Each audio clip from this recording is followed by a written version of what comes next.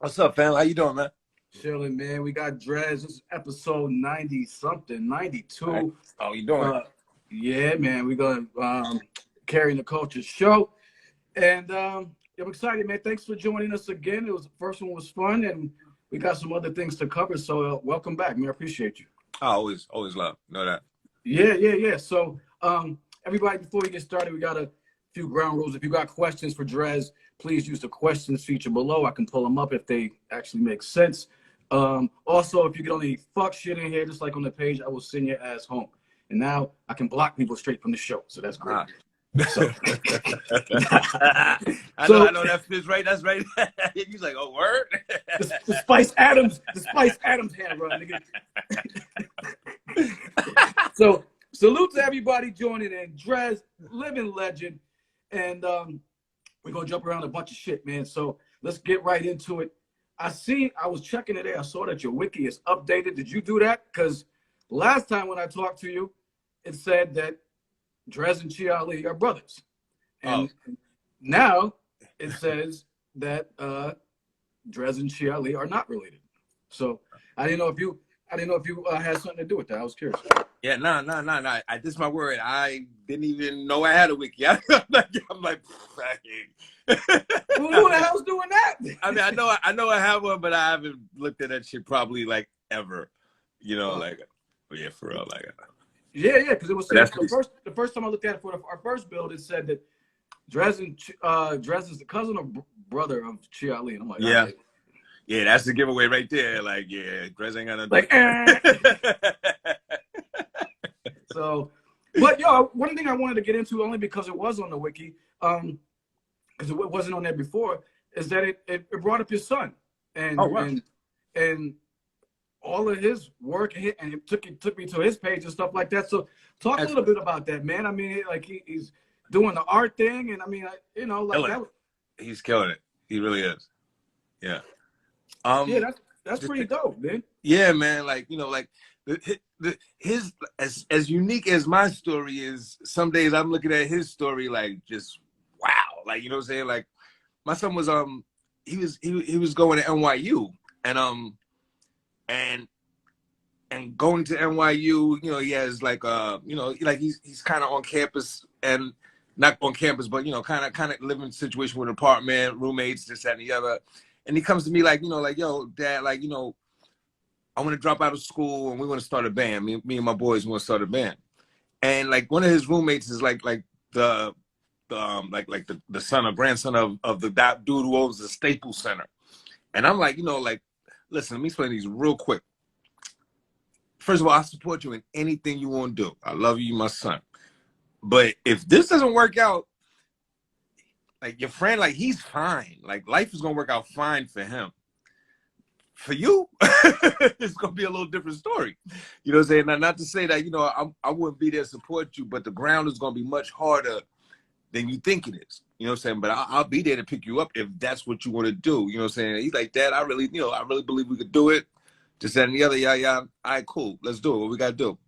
He comes home, air mattress in his little brother's room, and I'm walking by the room like the first week that he's home, and he's got a computer open, and he's trying to learn guitar chords, and I'm like, wow. I'm just like, wow, this nigga just dropped out of college, but okay, all right, let's see what he could do.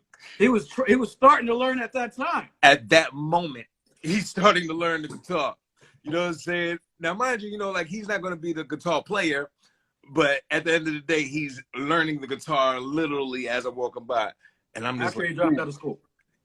But mind you, 2 maybe 3 months later, walk by the room, the computer's closed, and he's playing something intricate on the guitar, and I'm like, oh shit, okay, like literally that quick. I'm like, wow, okay. And so like, he's a lead singer, saying like he's gonna be, lead vocals. So guitar isn't what he's doing, but just to say like he took to it that quick. And I'm letting him do his thing. The band, like they drop a video or two. The name of the band is called Cerebral Ballsy. It's a punk rock. Cerebral Ballsy, you know what I'm saying? And they drop a single, then they drop an album, and they start getting a lot of love. You know, I'm like, you know, okay, you know, and he's never mentioned my name or anything of the sort. Like, he wants to do it all on his own. So I respect that. I don't mention his name, you know, do your own thing. But I'm paying attention. They want to be in the first group signed to Adult Swim. You know what I'm saying? Adult Swim signs them. Word up, they drop another album. Now he's touring extensively. He's all over Europe, like more than I am. You know what I'm saying? And I'm now starting to hear his name. Like when I'm doing shows, the sound man might be like, "Yo, your son came through here like a week ago. They tore it up, man. Like they're a heavy group." So people are starting to talk to me about him now, and I'm like, "Okay, cool." Then I get a call from the booking agent. They're like, "Listen, we got this gig in Connecticut. How'd you like to open up for your son's group?" What? I'm like, "Oh, word. Yes, I would love to open up for my son's group." You know what I'm saying? That night want to be like one of the most special nights in my life. You know what I'm saying? Like full house. I do my thing to the 10th degree. They come out and blow this place down. I'm standing in the back of this spot and I'm just blown away by my son's ability, the group's ability. Like they reminded me of Nirvana, literally, like a small band that's just got a big sound. He was big on the mic, big. And you know, but in that lifestyle, he starts to become like it's almost like hip hop, like to a degree that, you know, like punk rock is like, you know, like it's an engulfing lifestyle. And, you know, like the things that come with it, the women, alcohol, the drugs, all, you know, all of that's there. And so I'm starting to, you know, I'm his father. So I'm paying attention to what he's doing and how he's doing it. And, you know, like he's touching everything as a young man would. You know, you're going to touch to see the temperature of what life is. And I'm peeping it. And in real time, he kind of comes to me. He's like, "Look, Dad, I love what I'm doing, but I want to paint. I want to go to Milan. I'm going to this paint house. Someone's going to help me, you know, with some painting. And I just want to, I don't want to do this band thing no more." So in the midst of success, goes to Rome, comes back like a month and a half later, and he moves to California. And he starts painting. His first thing is like part of a series of different painters, and then he winds up getting his own exhibit. And at his exhibit in LA, the whole town comes out, like all kind of actors and people and this and that. And I'm like, okay. Then they have the same thing in New York, and Town and Country's covering it. He's got a spread in GQ magazine. The New York Times does a write-up on him, including like a poem he wrote and things of that. Like it's just crazy. So they're showing the family his work before the actual public gets to see it. And the curator leans over to me and she's like, "I just want you to know, all of these paintings, they're already sold." And I'm like, wow. And mind you, like his paintings are like 4 and 5 figures, you know what I'm saying? Like, you know, so like he's successfully become a young Basquiat for, you know, for who all we might know. That's so dope, man. You know? Like, yeah. Like he's literally killing the paint scene, doing his thing. Honor Titus. You can check him out at honortitus.com. You know. Yeah, I saw that. I was blown away, man, and it was really wonderful to see because you know, he's doing his own thing. And yeah. Let me ask you a question. Did you ever feel pressure, even internally put it on yourself to kind of like steer him in the hip hop direction?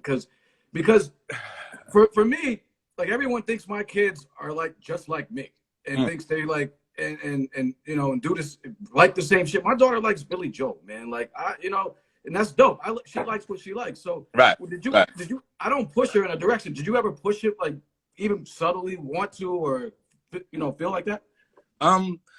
What's dope is like he naturally he has natural MC abilities. This is where I question. When he was like in high school, maybe just coming out, he was in high school, and he loved Ninth Wonder. You know what I'm saying? Love Ninth Wonder.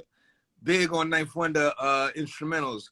And I have somewhere in my archives, I have him rhyming over this Ninth Wonder beat, bodying it. First MC to smoke a blunt with Oprah. Like, yo, I was like, what? Like, yo, bodying it. You know what I'm saying? Out of high school, you know, so it's there. Like, you know what I'm saying? This is my word. And he'll critique my work like, yo, Pop, like, you know, like you leaned into that. You know what I'm saying? You're like, you know, like he's definitely got MC ability. But I think punk rock and hip hop are very, you know, correlated, whereas, you know, like they brothers sisters almost, you know what I'm saying? Especially at how they grew. You know what I'm saying? And he comes out of that to the degree that, you know, like he was a skater before, you know, there were a lot of skaters, you know what I'm saying? You know, like he's from a place where, you know, like he was very authentic with his walk, which why I think punk rock really spoke to him. You know what I'm saying? Like he really just wanted to have his own voice. And I think he found it in that. And I think he finds it in painting as well. You know what I'm saying? Like he does these paintings where I now can look at a painting and just by the color scheme of it, I know it's his work. You know what I'm saying? And he does these powerful paintings putting Black people in scenarios that are prominent. You know what I'm saying? And you know, like and beautiful. You know what I'm saying? And I love the work that he does. You know what I'm saying? But he's got his own style about him. And you know, I love him as a person as well. He's just this beauty. He's so well read, and his, you know, he's just a brilliant person. You know, Bravo, man. That's, you know, yeah. And that's who he wanted to be. He's who he wanted to be at this point. You know, he's engaged to you know, a beautiful young lady. You know what I'm saying, and from a very prominent family of sort. And you know, like he's just doing his own thing, and I'm really happy for him. But like I said, I thought I lived a charmed life. I thought I walked into, you know, just beautiful happenings. And my son is just an extension of that, man. He's doing it. I'm so proud of him, for real. Yeah, man. That's the best feeling, man. I mean, I feel the same way about my kids, and it's like, you know, like my daughter's like 26 and got 2 cribs practically, and traveled and this and that, and she's holding it down. So I'm like, all right, you could give dad some tips right now. You know what I'm saying? Yeah, they become inspirations. For real. Like, you know what I'm saying? That's my word. You know? They take the energy that, you know, like, especially as you know, like, you know, I take it that we were young parents, you know what I'm saying? And we're trying, you know, we were trying to find our way as people ourselves, let alone guide a life. You know what I'm saying? But I think sometimes just taking that energy on and embracing it, you know what I'm saying? Like not giving it your back and embracing it. And sometimes you don't do it correctly, but I think that the energy being there in coming out of love makes it correct. You know what I'm saying? And that you both grow from it, and you both learn from it. And that comes a place where, you know, like that you can both critique it and learn that, you know what I'm saying, like, yo, you did that beautifully, or you could have done that a little bit better. You know, and who you are as a young parent isn't who you're gonna be as an older parent. You know what I'm saying? So, you know, like you kind of grow through it, you know. It's an amazing thing. And, you know, like definitely, you know, I hate what society does. I hate that society, especially if a father doesn't have money per se in that moment in life, that they deny him fathering. That shit is so fucked up, because a father is much more than a monetary tribute to that child's life. You know what I'm saying? And a father's, you know, like growl or you know, like a father being upset with something, that shit is a deterrent to a child doing something they shouldn't be doing. A father's approval is uplifting to a child and assures them of their ability. Like it's much more than just paying for something. A father's presence is, you can't put a dollar amount on it. You know what I'm saying? But society has come to this place where, you know, we've pushed our women, because they don't do this in other places so much, whereas, you know, our community is allowing us to monetize family. You know what I'm saying? And that shit is dead wrong. It's a business. That's a business. Yep, it is. It is. And not only does, you know, like not only, you know, once again, it's off of the black back. You know what I'm saying? Once again, we're gonna make something off this black back. And it's like, yo, man, like, yo, it's enough, man. Like, it's enough. But I do say this, man, you know, like, it doesn't have to be like that. You know, like, sometimes you know, like a woman sometimes feels like they have to do some of the things that they do. You don't have to, you know, you don't have to take someone to court if they want to be a father. They might not be in that space. Don't get it twisted. They you know, if you can sense in this person, like, yo, all right, they might not monetarily be where I need them in this moment, but they want to be here. They want to be present. You know what I'm saying? Work with that. You know what I'm saying? That's worth much more to your child than what the government is going to say they need to send you monthly. Facts, son. Yo, shout out. I mean, big shout out to my fucking ex-wife. She told me, yo, when we got divorced, she said, I need you to be in a good place because of our daughter. So if you're not in a good place mentally and all that, because you're like down and out, like she took me to the cleaners. She was like, then well, how's that gonna help out? So like our shit's off the books. It's like just you know what I'm saying? It's straight. Right. It can be done. Like, you know what I'm saying? Yeah. You know, it can be done. We don't need to have the government administer, you know, saying a lot of our agreements, especially the internal ones of family. Right. You know, and honestly, like that's one of the things.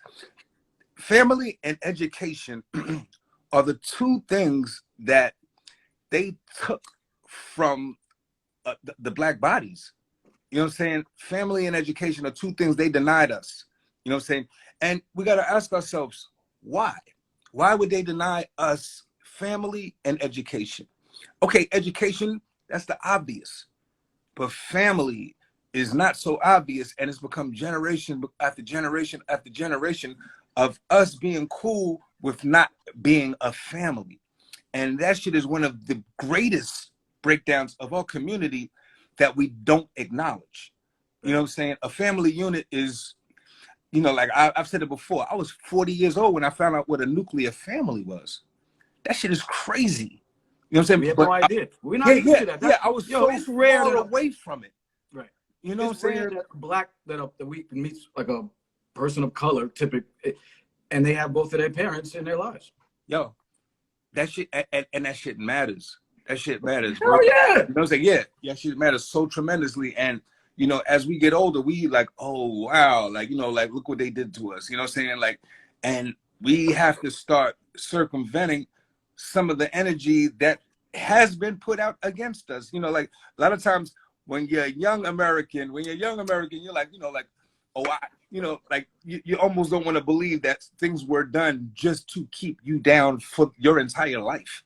But things were done to keep you down for your entire life. We speak to equality. You know, when we speak to equality, as a black person, you have to recognize that never has equality existed in this country for a black person. It's never existed, ever. You know what I'm saying? So it's not so much about us demanding equality as it is about us understanding that equality does not exist up to this date in this country. Now, how do you navigate? You know what I'm saying? It's not about asking for equality. It's about navigating the terrain as is. There you know what I'm saying? That's the conversation. There you go. And we're not having that conversation as a community. There you go. Yeah, it's not about, you know, give us our rights. Nah, we've never had our rights ever. You know what I'm saying? Yeah. So, you know, like it's almost like, you know, like, okay, cool. Well, we might get this, we might get a little of that, we might get a little of this and that. But at the end of the day, it's not going to be equal no time soon. So how do you navigate that regardless? That's the question to be asked. And right. Perfect way to say it, man. I mean, that's what needs to be asked. It's like, right. how do you move now? Right. All right. So right. here's like you said, here's the terrain. All right. Do I need some snow tires? Right. Put the 4-wheel drive on or what? Oh, it's you know what I'm saying? Muddy out here right now. Right. And that's what we got to understand. You know what I'm saying? Like, you know, it is what it is. But once again, we bring it back to family. You know what I'm saying? And now that becomes the family outside your house. Right. You know what I'm saying? Like there's a conversation the family you have to have with the family outside your house, let alone the one in your house, definitely. But just to say, you know, like, yo, we as a community have to recognize our power. We are powerful. We you know, because we're so powerful that these things were done. Yo, that says a lot. Mm-hmm. The shit says a lot. The things that were done weren't because we were harmless. It's done because we're powerful as an entity that, and we still manage to win. We still manage to push to the forefront. We still manage to navigate. We still manage to lead. We still manage to inspire. You know what I'm saying?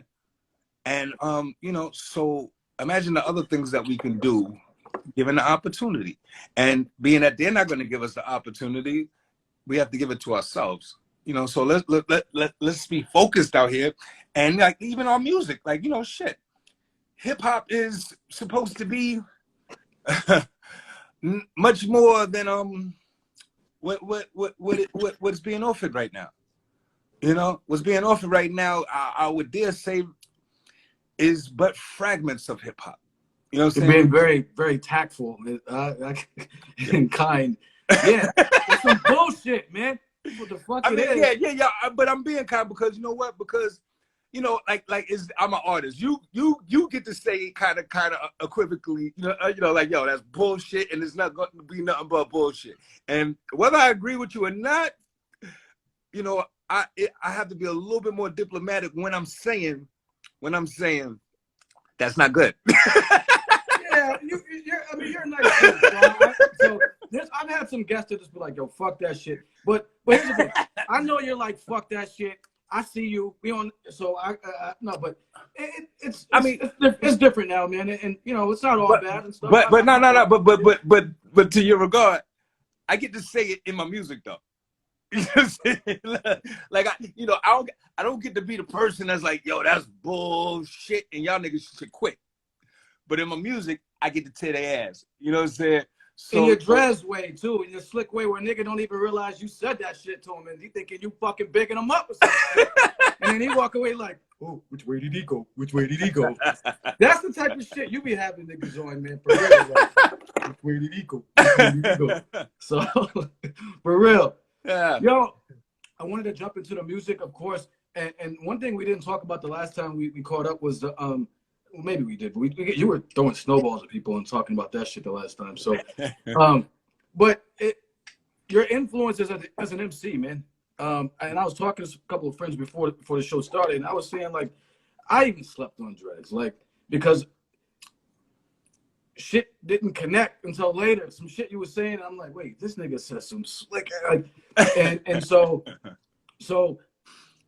what brought us Dres, and like what were the influences there as far as like style wise and just you know, molding you? I think I've always been a student, number one. Always been a student of the game. But I had I think I identified with a few artists very early in my love of hip hop. And that would be like a Just Ice, number one. Woo! Just is my heart. I love Just Ice. You know, this is my word. At different points in my career, like you know, like me and Just will talk. You know what I'm saying? And that he's a friend of mine means everything. I love Just with all my heart. You know what I'm saying? And like me and Just will talk, and you know, like if I'm doing a gig in New York, you know what I'm saying? Probably for a good few years, I would always have him come hang out with me and, you know, get on the mic and, you know, and even introduce him like, yo, this is one of the reasons why I even rhyme. But just to say, like, Just was one of those MCs, like, and I was in Carolina at the time in high school, and, you know, he made me feel New York. I missed home. I was in high school in North Carolina. I missed home, and his music came out, and he brought me back to New York. Like I was home listening to Just Ice. And so I studied him. I loved him, you know, and he was this intelligent dude that was obviously dangerous. You know what I'm saying? Like, yo, I love Just Ice. You know what I'm saying? Like, it was just like, that was my dude. And so when I finally met him, you know, like he knew right off the door, like, yo, this is my dude. Like, this dude loves me, and me and Just been brothers ever since. Like, you know, like, I love Just. Like, that's my dude. Yeah. That's the last name I would have expected to hear. I mean, I love him. I mean, but this, and that's why, you know, I ask that question a lot to you know, saying veteran artists, because it's like, it's weird where the influence comes from. Like, you know what I mean? Right. Like, Just Ice, you know, welfare recipients, strobe like honey. Like, where's the road? You know what I'm saying? So, funny. But another MC that I love is Tito from the Fearless Four. like Tito used to stand out to me like just as an MC. Like, you know, that Fearless 4 album is just always gonna be a classic in my mind. And Tito was just that dude amongst it. Anytime I found myself really reciting one of the rhymes that was, you know, on one of the records, you know, do, re, mi, fa, sol, la, ti, do, MC, lawyer, or, and you know, like, yo, the kid was just nice. You know what I'm saying? Like, just nice. And I remember when I met him as well, like, you know, it was just like, yo, like I met someone that, like I said, I was in Carolina at this moment. So MCs were everything to me because they took me home.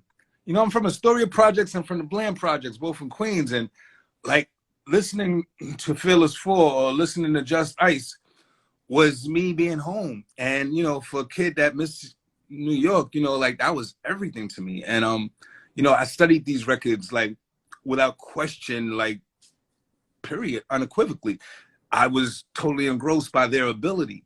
And, you know, so when I started writing, they were who I looked at as the bar.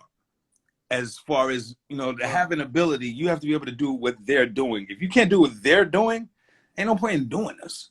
You know what I'm saying? And so, and I think that I always wrote. I was always a writer. I thought I was probably going to want to be a journalist or write for a magazine or something of the sort.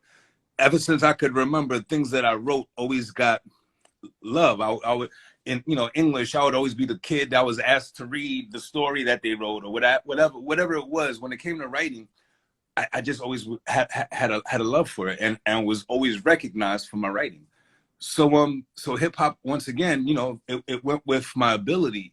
And I grew up just in a musical family. Both my parents were in bands at different points in their lives.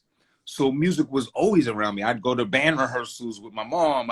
You know, my pops would be out with the Puerto Ricans in the park playing congas, and I'd be amongst them, you know, sitting on his shoulders, you know, like music was a constant. And so when hip hop presented itself, it was just love at first sight. And then Long had this ability down in Carolina, like he was one of the most vicious DJs I've ever seen in my life. And this was him, this was him beginning high school. He was just wicked.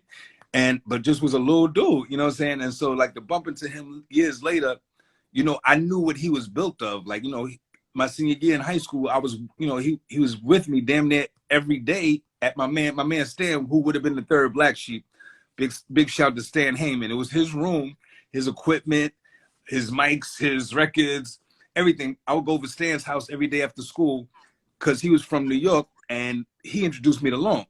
And his mom was cool, so we could smoke our little weed, drink our little 40s at his crib every single day, rhyming. Both of us, you know, all of us rhymed and all of us could cut. Every day, this is what I did for my senior year.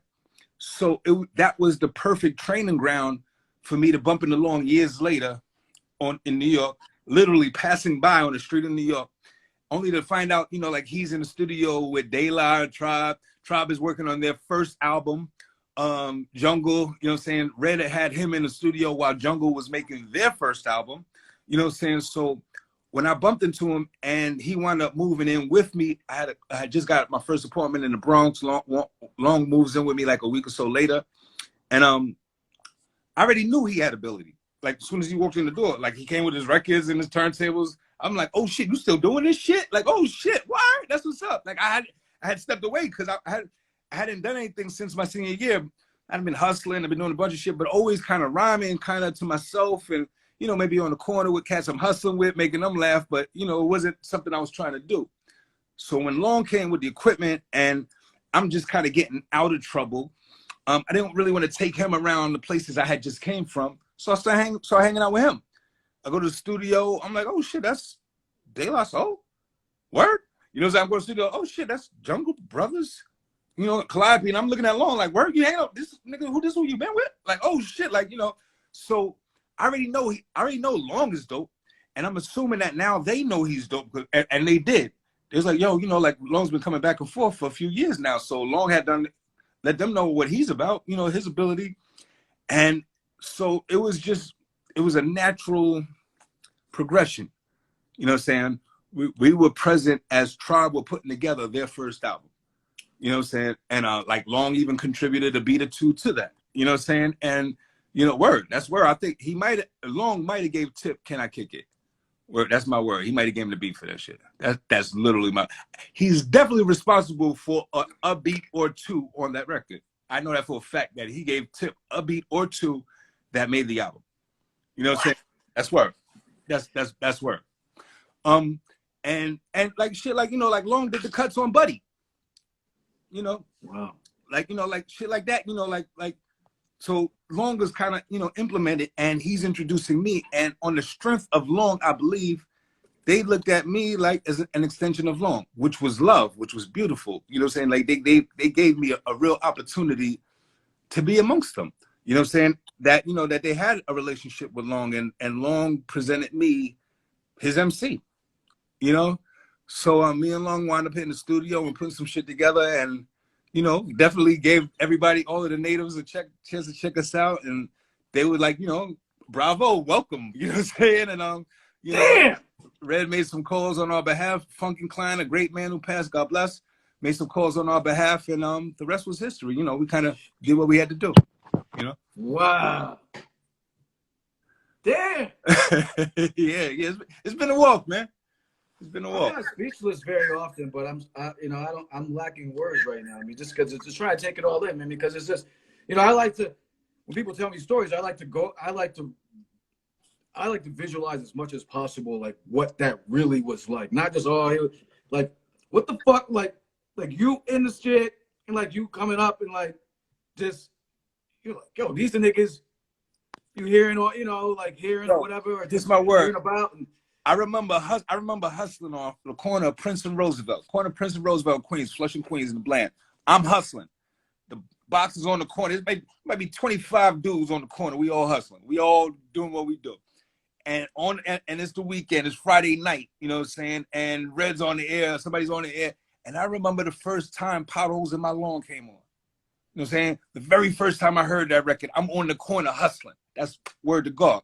You know what I'm saying? And I remember like, oh shit, what's this? Like, I'm already ahead. I'm already hip hop head.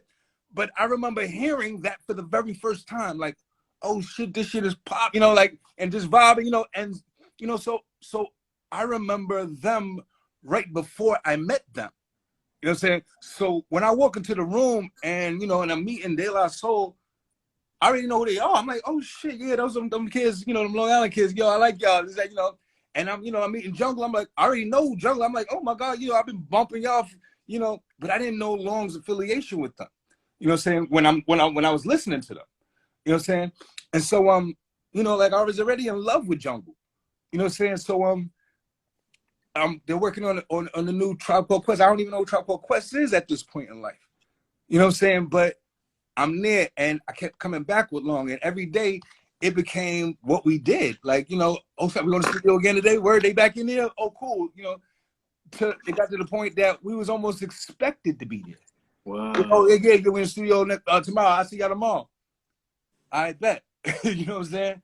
And, you know, we wound up hanging out. Now we're hanging out at clubs. We're going to Powerhouse. We're going to Mars. We're eating Nels or whatever. You know what I'm saying? Like, now we're a crew, and it's beyond the studio. Now we started hanging out to the degree I'm spending nights over Pas's house. I'm spending night over Red's crib and Grandma and with Mike G, and, you know, like I'm becoming like more than a friend, you know, and I just see this opportunity for life itself, you know, and I just was like, I really started looking at it like, yo, Long, like, yo, we're next. Like we're next, man. You know, it's right here, like, you know, and we have to push the button. There's no one in that room was going to push a button and make us who we were going to be. You know what I'm saying? We had to take the initiative to go make a demo, to present it to you know, we just had to do whatever it took to get down that road. Right. And, you know, and we started doing that. You know, like, who are we in this room? Well, I would say we'd probably be the black sheep of the cats in this room. You know what I'm saying? Like, especially where I was coming from. That's how we got the name. You know what I'm saying? Like, you know, like Tribe was very Afrocentric at this moment. De La was very kind of like, they didn't really hone Daisy Age, you know, they didn't take to it, but they were very hippie-ish, you know what I'm saying, in demeanor. Jungle was very safari, very much camouflage before it was the fashion, you know what I'm saying? And so in this room, I was a kid that was hustling in Queens. You know what I'm saying? Like, you know, like I literally was, I had a whole different identity than these three entities. Wow. I would say I was the black sheep of the cats in this room. And that's how I presented it to Long. And Long was like, word. Now, mind you, when I bumped into Long, Long had on Kent the Cloth. You know what I'm saying? And things like, he looked like he would have been a fifth member of Tribe. Literally, you know, and you know, and that's respectfully. You know what I'm saying? Like, you know, that's just what it was. Like, he had literally, I remember he had some blue Kente cloth pants and, like, you know, like almost a dashiki. You know shit. Yeah, real shit. You know what I'm saying? And to which, you know, like, once we started living together, he started kind of tailoring himself a little bit more to you know, us being in the Bronx. And, you know, just the walk that I think was a little bit more of what you wind up seeing. Right. As opposed to, you know, an extension of the natives. You know, we definitely were the black sheep of the natives, you know? That's dope. Yeah, you on the block and shit, and they out there, like, you know, throwing up peace signs. So I get it. Yeah. It was a little different. Yeah, I want to make sure we had enough time to get into this. I can't believe it's been 40 minutes already. It's crazy. I'm looking at I'm like, what the hell has happened? I get talking to them. I be babbling sometimes, man. Nah, man. Yo, that's the best. I love it when the guests just sit back and rock. I just burn trees and listen to stories. And niggas be forgetting. They be like, oh, I shouldn't have said that shit. I'm like, okay. I'm like, go ahead and speak, man. All right, no doubt. But I wanted to get into this album, man. So with Stu Bangers, yes. And some details on that. So, because you're doing something a little different, I wanted to talk about, you know, you're doing it a little differently. So what's the, like, break it down, man, because you're dropping like a single every week. What's this deal? Yeah. Every week? Yeah, we did it every, we kind of finished with it now, but what we did was this, and it was really cool, and I'm definitely gonna try to implement it moving forward. But like, I was of the notion that these days everybody has a really short attention span, man. Yes, you know, and you know, like, you could drop a project and the shit could really be a dope project, and cats will skim through it, find something that just speaks to them, you know, the one joint that they like to intro on, and put it on their playlist and throw the rest of it out. You know what I'm saying? Yep. And have the nerve to be like, the next week, like, you know, so what else you got? Or when you dropping something? You know what I'm saying? So I'm like, yo, you know what we're gonna do? Let's take it week by week. Let's make cats. Let's make each song an event. Let's make it so cats listen to the song. You know what I'm saying? So each week, what we did was we dropped a song on that Friday. On that Thursday, we talked about, like, we wanted to talk about the song. So we were setting it up where we could maybe do a live or something of that nature. That part didn't blow out the water like we wanted to, but the songs did. And we made it a point. We got good relationships with a lot of good people. You know, I got with different cats that shoot videos, and every week I shot a different video. And, you know what I'm saying? So in 4 weeks, we dropped 4 singles with 4 videos. You know what I'm saying? Literally. The first week was Simple, one of the joints off the EP that was a great introduction. The second week we did Hate. The third week, and Hate has really been jumping out the box. I got a lot of love. That's my shit. You played that on the, either live or you did like a post or something. That shit was in the background. I was burning the ism, and I'm like, yeah, this that shit. This that shit right there. Yeah, Hate's been getting a lot of love, which is love. And then we dropped Sheep Stew. And then we just dropped my favorite joint, which is Killing It. You know what I'm saying? And, you know, so we did a 4-week run where every week we know that you heard that record. You know what I'm saying? Like, you know, we promoted that record. We retweeted that record. We posted it. People, you know, like, we commented with everybody, and we thanked you for the love. And, you know, like, we kept everybody there, right there with us. You know what I'm saying? So they got to see every week, like, oh, shit, this Sheep Stew project. And we didn't release the project. Right. You know what I'm saying? Until now. You know what I'm saying? Like, the project coming up will now be released. You know what I'm saying? But you know what it sounds like? You know what I'm saying? You know if you want it or not. You know what I'm saying? And, you know, like, we really, I think we did ourselves a justice where we didn't just kind of put it out there and hope it sticks to the wall. You know what I'm saying? It's too, you know, first of all, as you've said, there's first of all, everybody and their mom is rapping right now, man. Right. And whether or not like you're an older veteran, newer cat, like there's this, I miss shit all the time. I didn't even know about the joint you put out in 2018 until I was preparing for the last interview. And I heard it, I was like, this is fire. I didn't hear about this. Right. And you know what I mean? Like algorithms, right? Same people seeing your shit. So it's a weird time. So that's why I definitely wanted to talk about like how you decided to put this out. So when is the whole project dropping? With releasing the whole project I believe next Friday. Okay. Yeah, like next Friday, it'll be out. Matter of fact, you can get it right now. All you got to do is like you can order it. Not the pre-order. I think is being for. Matter of fact, you can order it right now. The pre-order is being fulfilled right now. I mean, we had the bundle, and the bundle is being fulfilled right now. So actually, you actually can order it, and it'll be fulfilled right now. Like you can go. Yeah, T-shirt, right? Mm-hmm. T-shirt, poster, and a physical CD. You know what I'm saying? And that's the bundle. Is a little link on the homepage or my IG and on Stu's IG. You know what I'm saying? So that you literally can order that right now, and you'll have that within probably 2 days.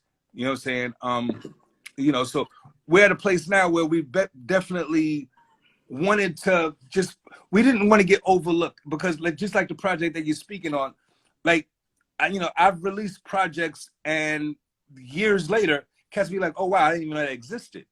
You know what I'm saying? So, and it's cool because, I do understand, it is a time where there's a lot of music out there. But I had to try to find a way to kind of cut through some of the noise. And I think this is it. By doing something of this nature, you might miss the first single. You might miss the first and second single, but you're not going to miss the first, second, and third single. You know what I'm saying? So, eventually you're going to bump into one of them. And when you bump into one of them, you're going to bump into all of them. You know what I'm saying? And I think by doing it in that way, it wasn't just like a one-shot deal where I hope you bump into this project. You know what I'm saying? Because then I think it's hit or miss.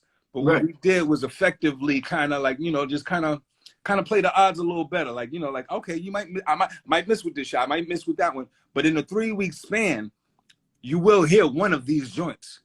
And I think it was just our job to make sure that when you heard one of them, you wanted to hear more. No, it's brilliant, man.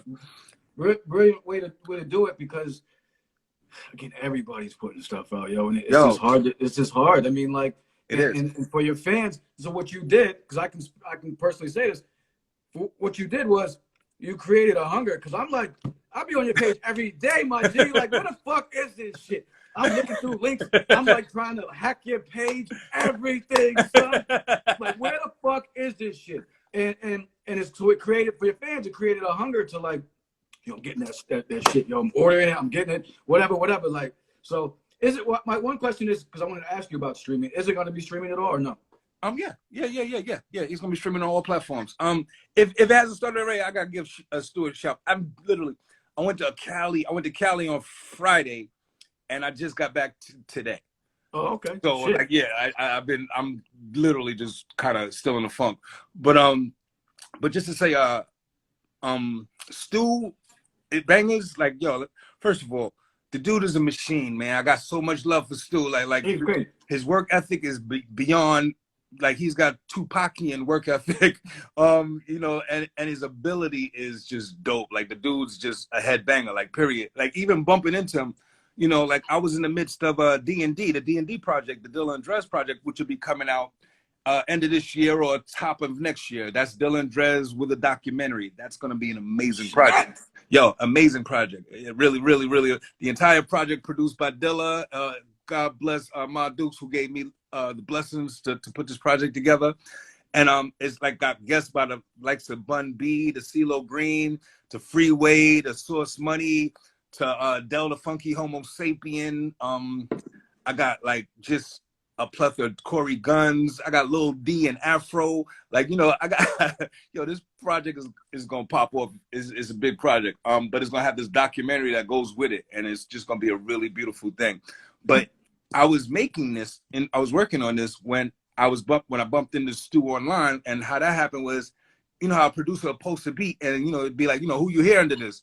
And somebody tagged me on it. And I was like, this is dope. You know what I'm saying? Like just automatically like, this shit is hot. You know what I'm saying? And which caused me and him to just start chatting a little bit, you know what I'm saying? And you know, I was like, yo, my dude, like, and I sensed in, like, you know, kind of breezed through his page, and I sensed in his ability something that was very much in contrast to the D&D project I was working on.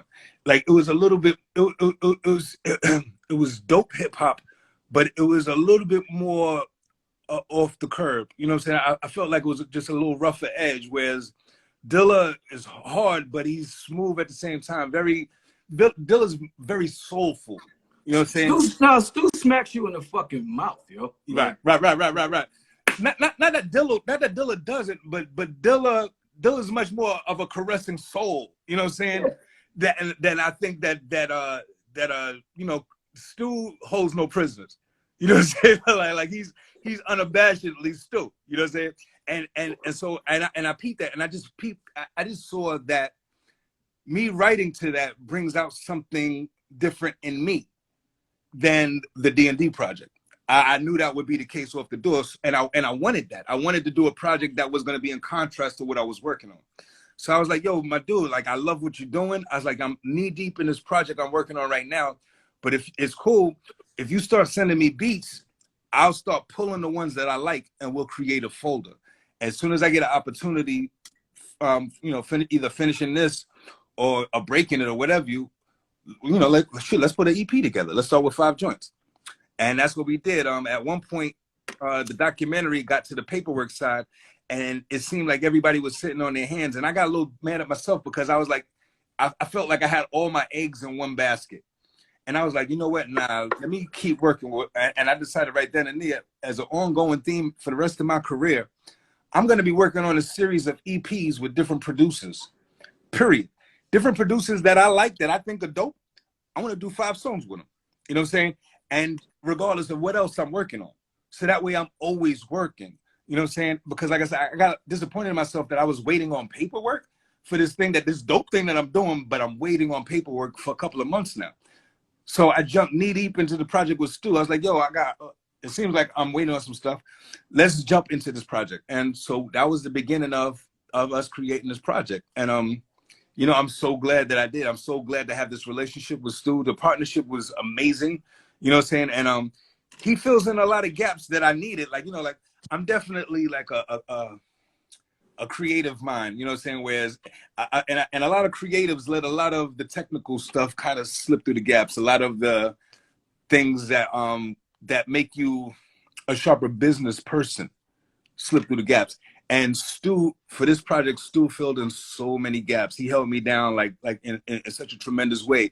And it enabled me to, in turn, that catch my breath, that I knew he had that, and in turn catch his back on different things, you know what I'm saying? I think within even the artistry, like, you know, to do a video every week, you know what I'm saying? Like, you know, that was within my ability, you know what I'm saying? Or, you know, like, or things of that nature, like, you know, like we help each other in a beautiful way, man. Like, we filled in some real gaps with each other that made this project everything that it is, you know what I'm saying? And yo, I know for a fact we're gonna do it again, you know what I'm saying? And I hope the people demand that we do it again and keep on doing it, you know what I'm saying? But it's been this really cool organic experience with this dude that's a beautiful person, man. I got a lot of love for Stu, man. He's a good dude, and he's beyond talented, man. For real. No, he's been making noise for a minute, and it's good. It's nice to see like a, you know, it's nice to see, you know, a veteran. I mean, Stu's not young, but I mean, he's newer compared to, like, he didn't come out in the 80s and shit. So It's like, it's nice to see, you know, like, it's smart, man. It's smart on your part, like, because now you may have tapped into a fan base that fucks with Stu that didn't fuck with Dres. Real talk. Or didn't really. And honestly, I have. I can see where a couple of links have been kind of merged, and, you know, an introduction has been forged. You know what I'm saying? And as well, you know, I think, you know, as well, some of the cats that fuck with me are now like, oh shit, who's this dude? He's dope. Yeah, right, exactly. Yeah, who's this cat? Oh, that's Stu. Yeah. Yo, and Stu's the truth. Woo. Oh no, he's nice. Stu's been nice. I mean, he's done a lot for a lot of my people's demigods, apathy. A lot of, I mean, he's been around, yo. So he's so when I that's why I was all on your page. I've been on your page every day, man. My dude. Yo, but just my word, like, it's got to the point though, we kind of, like, you know, like, we might be half brothers now, you know what I'm saying? between me and you and she, because you look like she probably some days more than I do. You know what I'm saying? So I think I told you, like I had my shit my cut like yours in 92. All right. 92, 93. And that's what cats was calling me in high school, Dres. They was calling me that shit. Right. You know what I'm saying? And I told you I also like when I be at the parties, I used to tell the shorties like I gotta go. I'll be like, something ain't right. You know what I'm saying? So yeah, you helped me get my fucking Mac game on in high school. That's love. So, hey. So yo, I wanted to go back real quick because we talked about how you put out the album. And it was a strategic way you did it to kind of link with fans and stuff like that.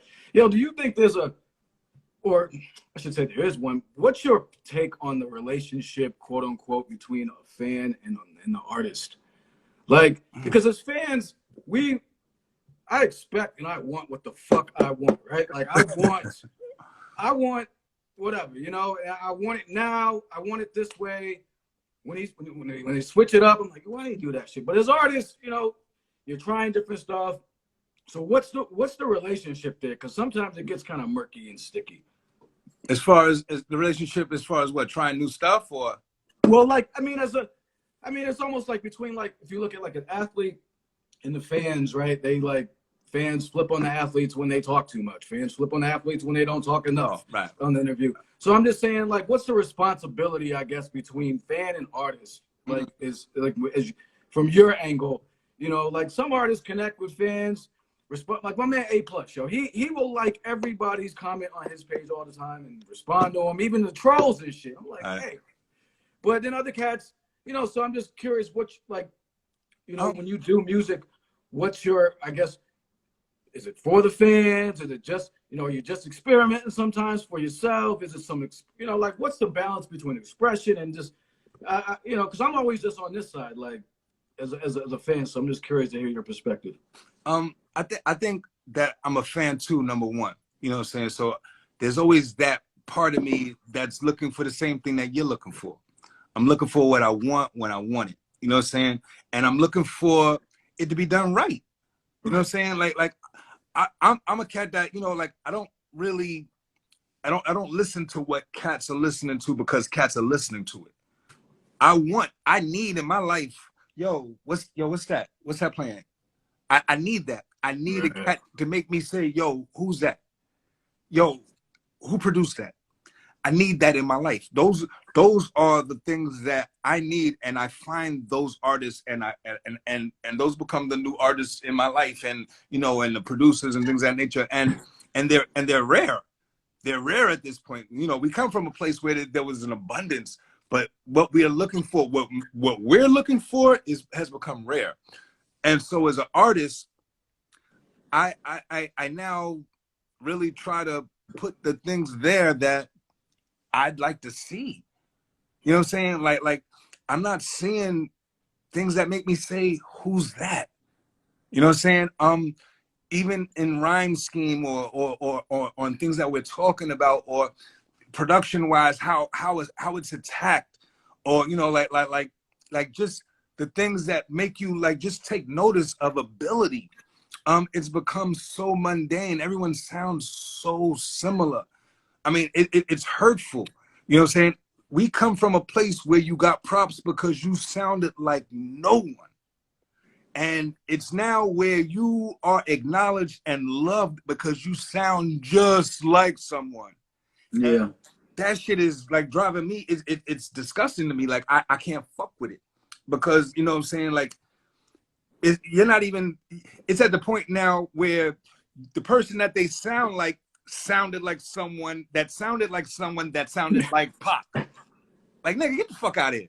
You know what I'm saying? Like, or, like, and not just even say Pac. It could have been Big. It could have been whoever the fuck. Yeah. You know what I'm saying? Right. But whoever's at the root, it's like now become fourth generation of niggas that sound like them. And like, nah, like it's time for us to be authentic again, because I'm saying, like, let's go back to, this is the perfect time for an artist to just be themselves. You will win right now as an artist, just being yourself. Start again, start over right now. Find a new producer that doesn't sound anything like them. and start writing things that you feel, and write them in a way that bleeds on your production. You know what I'm saying? And you know, I promise you, you will stand out. You will be, especially if you, you know, if you are able to, you know, if you have the luxury of being a young, vibrant ability. You know what I'm saying? Like, you know, this game was made for you. You know what I'm saying? And even as an older dude in it, like, my whole thing isn't that, you know, hip hop is not necessarily a young man's sport. Nah, I'm proof of that. But at the end of the day, hip hop is something that is going to be carried by the young. Right. You know what I'm saying? And also they have to, it's going to be carried by the young, so it's important that they know what the fuck to carry. Like, the right. They because have, we're going to be dead, yo. Right. And at some point, I can't bitch no more, right? Right. So, real talk. So that's important. Like, yeah, like, this ain't it's not a young man's sport. I mean, I've always said, like, the grandparents of this generation are like, this different. We don't rock Dockers at the motherfucking spot. Like, we come, you know what I'm saying, we fresh, but so it's different. But right. Yes, the younger people, they're gonna carry it. Still here. Yeah. Huh? We've carried it. We've carried it this far. And right. And trust me, yo, I'm blown away. From the day that I walked into Calliope's studio to where hip hop is today is two different fucking places. You know what I'm saying? When I walked into Calliope's studio, we only got hip hop on the weekends at night. That's the only time you heard it. When I walked into Calliope Studios, hip hop was not on your television. I remember the first time I heard a beat on television. You know what I'm saying? So we advanced this shit like a motherfucker. You know what I'm saying? Word up. We moved this shit forward. This shit now is a multi-billion-dollar industry that not only do people who rhyme or make beats exist off of it, but we got videographers, we got designers, we got caterers, we got all kinds of people that now have a lifestyle and a living and feed their families off of what we started, literally, and move forward. You know what I'm saying? So the real brunt of what's on a young person's shoulders is to stand on our shoulders, know the shoulders that they're standing on, and advance this shit. You know what I'm saying? Right. Just as we did. There's places to take it, and there's also a place to bring it home to. You know what I'm saying? It's not about giving it away because we've monetized it, and it's not about doing something that's gonna advance you. It's about advancing us. You know what I'm saying? And that's what hip hop is. And hip hop is the voice of the community. You know what I'm saying? Our voice doesn't have to be some shit that's shallow. A voice doesn't have to be some shit that the bar is lowered for. Why the fuck would we ever lower a bar? Motherfuckers, we weren't even allowed in classrooms. What fucking bar do we have the right to lower? You know what I'm saying? Like, yo, on the real, it's all about advancing the bar. And motherfuckers that can't get over the bar need to study, need to work out, whatever the fuck they need to do to get over it. But it's not about, yeah, right? It's not about lowering shit. Word, we've come too far to be lowering shit. Word, step shit up. Period. Yeah, that's nothing backwards. You know what I'm saying? Yeah, right. And anybody that's talking about, you know, like I had to dumb myself down and make some money, really? Yo, not now. I mean, not now. It's a different game now, but you control your whole shit, man. You can be whoever the fuck you want to be. You can rock out. You can put in 10 minutes, video out. You can do your shit. But even the dumbing down, even a successful dumb down, like what's the benefits of that? The fuck is, well, who did that help? You know what I'm saying? Like we got to look at it for what it is. Like, who did that help besides you? You know what I'm saying? Like that's not community based. We don't come from a dumb community. And when we're playing to the lower portion, the lower vibration, you know what I'm saying? Like, that's not helping nobody. If anything, you know what I'm saying, that's putting us on our heels. We need to stay on our toes. Word. Like let's rock out for real. And you know, like, this is my word. I honestly feel like I'm an older dude that's meant to kind of win at a later age. Like I'm supposed to win now. This is when my shit's supposed to pop off for me. Because I honestly feel like I'm a cat that's supposed to show some of the things that I'm talking about. You know what I'm saying? Like, it's one thing to talk about it. And from this vantage point, you know, I think it's easier to talk about something than to show you. But I'm dying for the opportunity, like, to show you. Like, I've never been though I've had some really early success, huge success, it came at a time when hip hop was not what it is right now. Right. You know what I'm saying? So me at my best, financially, me at my prime didn't equate to, you know, whoever has probably the record that's number 50.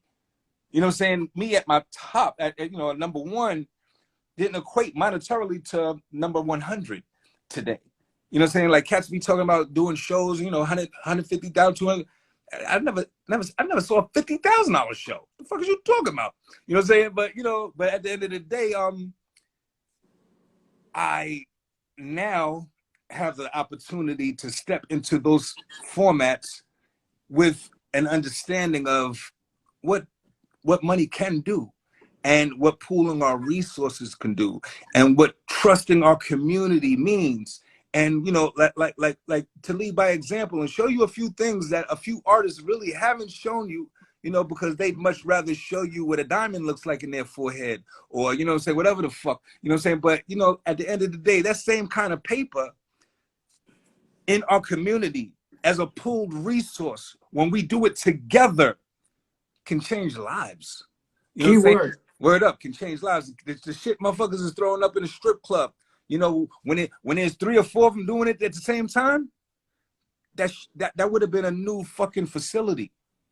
Word up, that would have been something that they just. That's a patent on something. That's a trademark. Right. Copyright. Right. You know, but we frivolously, you know, throw away life when we do shit like that. We frivolously turn our back on our community when we do that. On our family. Shit, imagine being a cousin. Imagine being a cousin hanging out with your athlete cousin. This nigga just fucking threw 30,000 at some strippers and you fucking behind on your fucking phone bill. Like, nigga, what the fuck is like, you know, don't get it twisted. Don't get it twisted. Have your fun. But there's family first for real. You know what I'm saying? Like for real. Like, you know, like don't get twisted. Have your fun. But family, seeing your family win should be the funnest thing you ever do in your life. Yeah. Right up. And being a part of it, you know what I'm saying? And being a part of it. You know? And that's where we really need to get to. Shit, man. Yo, we're gonna do this shit again. This hour went by quick. It always do though. It's always a pleasure, man. This shit fun as hell, yo. So real quick before we get out of here, so the full project drops next week, right? Big up everybody joining in that joined us. We're gonna do this again. So full project drops next week, right? It's streaming next week. Like, but you can cop it now. You can cop it now. Pre-orders. Dres, Stew Bangers, the Sheep Stew, and we're gonna play another joint before we get out of here, though. Fuck that. And so that, and then we said by the end of the year, or hopefully I'm be on your ass by the end of the year. Yo, like, yo, this is my word. Yo, you got the open invite, my dude. Like, I love sitting down, chopping it up with you. Just tell me when we're doing it again, and we're doing it again. All right, we're gonna do it again. I'm gonna but check your DM because and I realized you were super busy. After you tell me all that you're shooting a video a week, I'm like, oh, maybe this is why you didn't respond to the DM. So give me your jack, yo, because the DM be full. Yeah. Honestly, yeah, you gotta have my jack for real. Because this is my word. There's some days that that shit is either. So if I do look, it's buried. You know, like it's all good. But we'll keep it tight. So we'll do that. So all right, we're gonna play one of these joints. Which one you like the best, yo? Oh, yo, killing it for sure. That's the latest one, the one we just dropped the video for. Killing it. That was a lot of fun to shoot too. Yo, and so we said so Dilla Dres joint. That's hopefully end of the year, early next year. Yeah. And two, let me let heads know too. The next EP, EP I'm doing is with DJ Dez out of Detroit, who learned the MP on the same MP as Dilla. Word up. Oh. They both learned at the same time on the same MP. And Dez is very special with it. Y'all gonna love this project as well. Word up. Big up to the 313, man. Detroit's all about it. History. I love Detroit. My ladies from Detroit. I've been going to Detroit since '98. Detroit has a vibe and an energy. Definitely. You were just out there recently, I think, right? Yeah. I'm filming a documentary out here doing this, out there. Yeah, right, exactly. Chopping it up with DJ Dez, you know what I'm saying? And just, everybody out there has just got this real vibe about them, man. Detroit is the fucking shit. Detroit is but it has always been. Detroit's always been a fly city, like, you know what I'm saying? Like, a lot of style up in Detroit. A lot of style. Detroit is funky. And the thing is, they know nobody fucks with them. The population's leaving, half the city's gone, but they don't give a fuck. It's like, yo, we still the D, baby. We still the D, the fucking grimy techno, the house, hip hop, fucking like, word up. Like, word up. So, big shout out to Frank and Dank, you know what I'm saying? For real, Frank has been instrumental in me doing this documentary. I got so much love for that brother, man, sincerely. Big up to everyone in the D, especially, you know what I'm saying, Dez, you know what I'm saying, a lot of love. Yo, y'all gonna be blown away by this next EP as well, man. Like, it's another cat that, much like Stu, with ability. Like, Dez is just, we've already done 2 tracks and very special stuff coming forward. That's gonna be before the end of the year, you think? Yeah. Oh, that definitely, that'll be probably before the Dilla project. Word up. All right, well, we're gonna put this joint on. I gotta get this.